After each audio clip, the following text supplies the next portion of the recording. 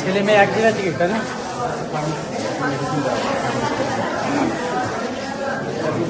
ছেলে মেয়ে এক জায়গায়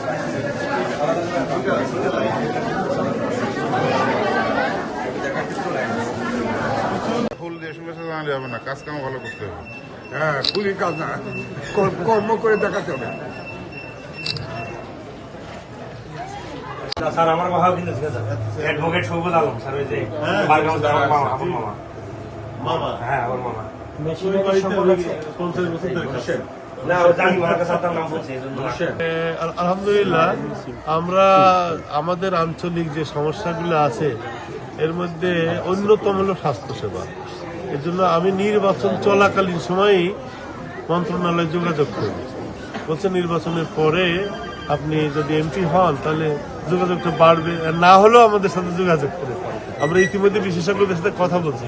আমার বিশ্বাস আল্লাহর মেহরবানিতে আমরা এটা 100 শয্যায় উন্নীত করতে পারবো।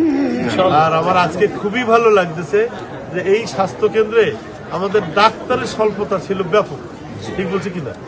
তো আজকে বেশ অনেকগুলি তরুণ মেধাবীরা আমাদের এই হাসপাতালে যোগদান করলো, যাদের আশা আকাঙ্ক্ষা প্রথমেই মানুষের সেবা করার নিয়তে আসলো।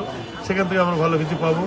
এছাড়া ইউনিয়ন স্বাস্থ্য কেন্দ্রগুলোকে কিভাবে উন্নয়ন করা যায়, কমিউনিটি ক্লিনিকগুলোকে কিভাবে কার্যকরী করা যায়, এ ব্যাপারে আমরা যথাযথ ব্যবস্থা নেব ইনশাল্লাহ। আমরা বিশ্বাস করি স্বাস্থ্য ব্যাপারে একটা ভালো পর্যায়ে আমরা পৌঁছাবো।